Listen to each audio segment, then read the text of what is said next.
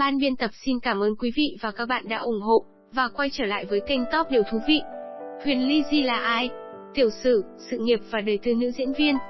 Nằm trong top những hot girl đời đầu được nhiều người yêu mến, Huyền Ly Di còn được biết đến là một diễn viên không tuổi, vì ngoại hình luôn trẻ theo thời gian.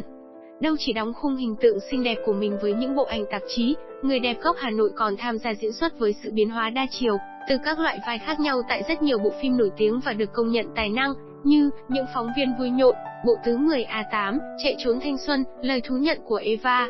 Huyền Ly Di từ hot girl nhiều người yêu thích trở thành diễn viên không tuổi. Giờ đây khi nhắc đến cái tên Huyền Ly Di, người ta sẽ nghĩ ngay đến hình ảnh của một hot girl đời đầu.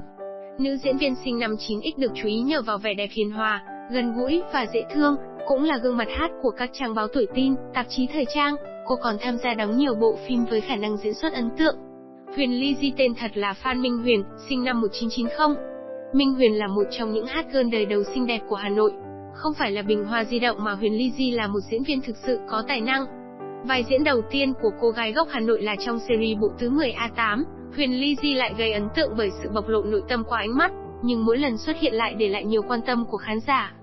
Trong phim Bộ tứ 10A8 thì Phan Minh Huyền Ly Di đã vào trong vai là nhân vật Lily, là một cô bạn có tính tình lập dị.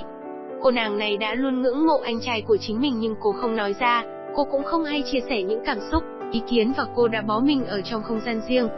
Nhưng ẩn sâu ở bên trong thì Lily lại là con người khá đa tài. Sau khi cô được Bộ tứ 10A8 giúp đỡ lúc đó, cô nàng này đã thoát ra khỏi cái bóng của chính mình để có thể hòa nhập chung với bạn bè. Với một vai diễn đầu tay thì Phan Minh Huyền Ly Di ngay lập tức đã trở thành một cái tên được nhắc đến rất nhiều ở trong giới trẻ, và cô bước đầu đã để lại được sự để ý của những đạo diễn. Vai chính đầu tiên mà Huyền Ly Di đảm nhận là trong bộ phim Lời thú nhận của Eva. Tại đây người ta nhìn thấy nét trưởng thành trong cách diễn của hot girl đời đầu, cách nhập vai tròn chỉnh và khá tự nhiên và chân thành đã nhận được nhiều đánh giá tích cực từ người xem.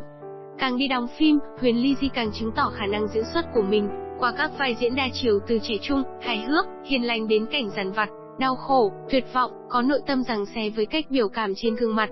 Ánh mắt của Huyền Ly Di đã nói được rất nhiều điều.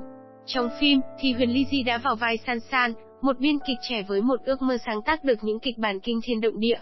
Nhưng trong tác phẩm Tình yêu sét đánh thì lại bị chàng giám đốc hãng phim là Trần Nguyên, do Hứa Vĩ Văn thủ vai đã chê cô không thương tiếc vì cái tội phi lý. Cô cũng đã quyết tâm chứng minh sự hấp dẫn trong kịch bản của chính mình, việc là cô giúp việc để có thể đánh cắp được trái tim của vị tổng giám đốc kiêu ngạo là một chuyện không phải bất khả thi. Cô đã thu xếp làm người giúp việc cho chính Trần Nguyên, và cô tìm mọi cách để có thể tiếp cận anh. Nhờ vai diễn này mà cô đã nhanh chóng chiếm được cảm tình của rất nhiều khán giả xem truyền hình, bởi chính lối diễn xuất nhẹ nhàng và chân thành. Sau thành công trong vai San San, thì Huyền Ly Di đã thủ vai Soan, là một cô vợ có máu ghen trong phim Bà Đà cưới một đời chồng. Bộ phim này đã rất thành công và để lại ấn tượng của cô với khán giả khá tốt. Với vẻ đẹp thách thức thời gian, Huyền Ly Di không chỉ làm công chúng yêu mến và ngưỡng mộ, đó còn là ưu điểm giúp nữ diễn viên hóa thân thành nhiều tuyến nhân vật khác nhau. Đến nay, người đẹp gốc Hà Nội đã bỏ túi khá bộ phim, với nhiều vai diễn khiến khán giả nhớ tên như trong phim Lời thì thầm từ quá khứ, Tết siêu tiết kiệm, Cô hàng xóm rắc rối. Sau quãng thời gian dài vắng bóng trên màn ảnh để tập trung chăm lo cho gia đình nhỏ, Huyền Ly Di trở lại và đảm nhận vai phản diện trong bộ phim Chạy trốn thanh xuân. Với kinh nghiệm đầy mình khi vào vai diễn này không hề làm khó nữ diễn viên. Có những phân cảnh chuyển biến tâm lý rõ rệt từ tốt thành xấu, từ trong sáng, đáng yêu sang mưu mô. Thủ đoạn Huyền Ly Di đã diễn như không diễn, hóa thân một cách xuất sắc. Dù cho đây là vai phụ nhưng cô vẫn tỏa sáng một cách dễ dàng, điều này cho thấy sự mặn mà trong cách diễn của người đẹp 9X chỉ có tăng, chứ không hề giảm. Huyền Ly Di vào vai Thu em gái Nguyệt Kiều Anh chính là em vợ của Hải. Thu là người cá tính, nhanh nhẹn và chủ động trong cuộc sống. Thu vốn có tình cảm với Hải trong quá khứ, nhưng luôn là cô em vợ biết điều. Thế nhưng sau này liên quan tới di chúc thừa kế, Thu hiểu nhầm chị gái nên quay ra hận chị gái. Ngay khi đọc kịch bản tôi rất thích. Thu là vai diễn có nhiều màu sắc và nhiều đất diễn. Biết được đóng chung với anh Mạnh Trường, nhưng chỉ được làm em vợ tôi thấy tiếc nuối kinh khủng. Huyền Ly Di nói. Cô nói vui chưa bao giờ được yêu Mạnh Trường trong phim, chỉ được làm đồng nghiệp và làm em gái, lần này là em vợ.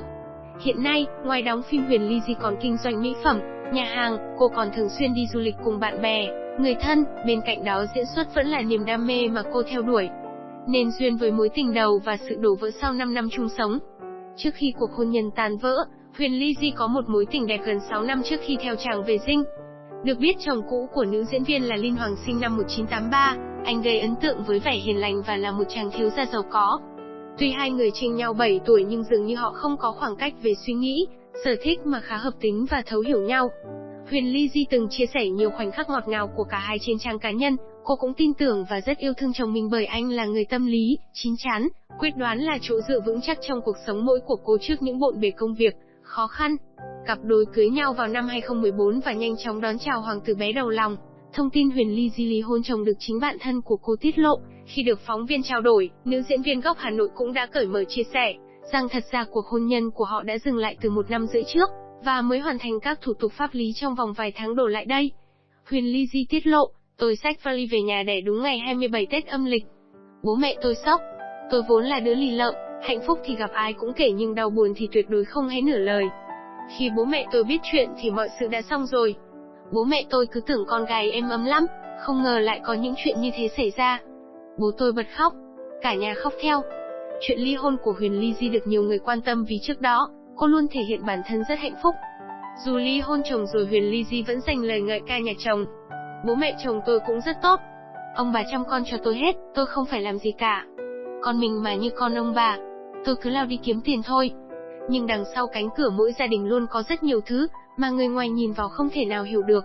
Cô chia sẻ, chúng tôi hoàn tất thủ tục ly hôn cách đây vài tháng dù đã ly thân từ 2 năm trước. Đó cũng là thời điểm tôi ra khỏi nhà, về sống với bố mẹ. Lý do sâu xa dẫn đến ly hôn, tôi không muốn nói thêm. Tôi quyết định dứt khoát khi cảm thấy không còn phù hợp và xứng đáng sống bên nhau. Tôi không quá quan trọng việc mọi người suy nghĩ và bàn tán thế nào. Tôi muốn sống cho bản thân thay vì nghe theo mọi người xung quanh, Huyền Ly Di nói. Hiện tại, cả hai phân chia thời gian ở cùng và chăm sóc con. Khi tôi rảnh thì con sẽ ở cùng tôi. Khi tôi bận công việc, bé về ở với ông bà nội. Thời điểm chúng tôi ly hôn, con tôi còn bé. Do đó, con chỉ biết hai bố mẹ không ở cùng nhau chứ chưa biết đặt câu hỏi tại sao. Gần 1 năm sau, con có hỏi rằng tại sao hai người không cùng đón con đi học về.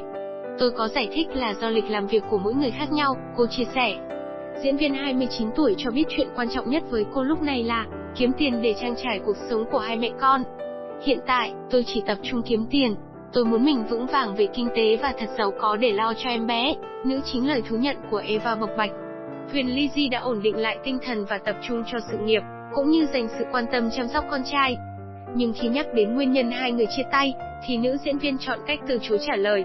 Cả hai bây giờ đã bình thường trở lại và đối xử với nhau, lịch sự cùng chăm sóc con. Huyền Ly Di cũng nói thêm, cô chọn một căn nhà ở gần nhà ông bà nội, để họ có nhiều cơ hội quan tâm tiếp xúc với cháu của mình hơn, vì ông bà rất yêu đứa trẻ cũng không nỡ xa bé chút nào.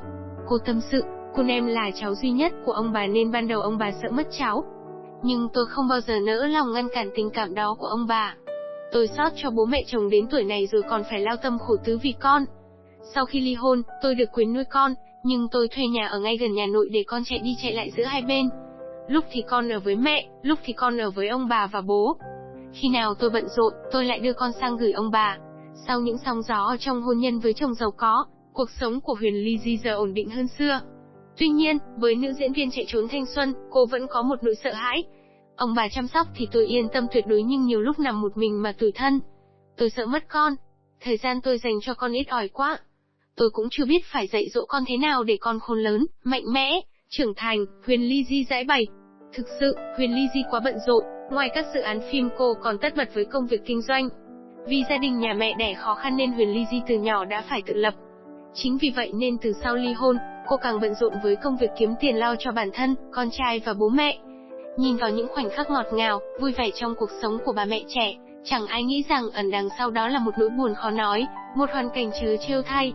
Các thông tin ly hôn của Huyền Ly Di nổi lên khiến nhiều người ngỡ ngàng, trong từng đó thời gian cô đã tự mình đối mặt với khó khăn, với đau khổ tràn ngập nước mắt khi không dễ dàng gì dứt ao ra đi, với mối tình đầu sâu đậm.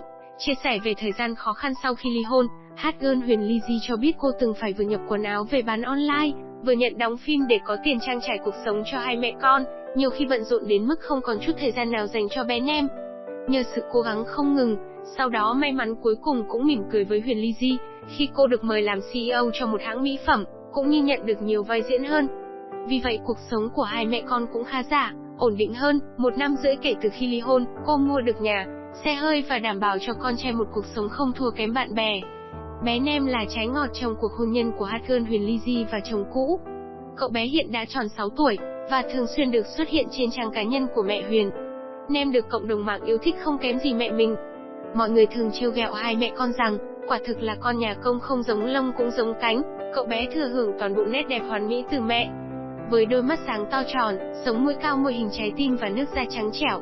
Tuy còn nhỏ, nhưng Nem đã gây ấn tượng bởi phong cách ăn mặc rất thời trang, không hề kém cạnh cô ấm cậu chiêu của ngôi sao Beast Now. Nhiều người dự đoán cậu bé sẽ sớm trở thành một nam thần vạn người mê trong tương lai. Dù khá bận rộn nhưng Huyền Lizzy rất yêu thương con trai, cô luôn cố gắng dành thời gian riêng với cậu bé. Trên mạng xã hội Facebook, hot girl chia sẻ rất nhiều hình ảnh ghi lại khoảnh khắc hạnh phúc khi hai mẹ con vào bếp nấu nướng và chơi đùa cùng nhau. Cô cũng chia sẻ Nem là cậu bé rất hiểu chuyện và yêu thương mẹ. Nhờ có con cô mới có thể vượt qua những mất mát, khó khăn để đứng lên một lần nữa giành lấy cuộc sống tốt đẹp cho hai mẹ con.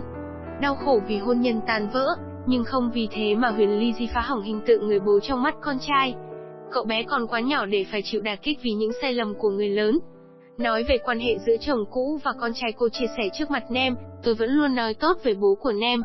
Đó là điều tôi nên làm để con lớn lên bình thường như bao người khác. Sau rạn nứt hôn nhân, Huyền Lizzy trở lại showbiz với phong cách hoàn toàn mới. Trong những bức hình chia sẻ trên trang cá nhân, hot girl khiến người hâm mộ không khỏi trầm trồ, không chỉ qua loạt ảnh diện bikini khoe dáng cực sexy gợi cảm, mà còn cả sự biến đổi năng động trẻ trung trong những trang phục thường ngày. Khác xa với hình ảnh, trang phục dịu dàng thục nữ gắn với cô thời điểm trước khi kết hôn.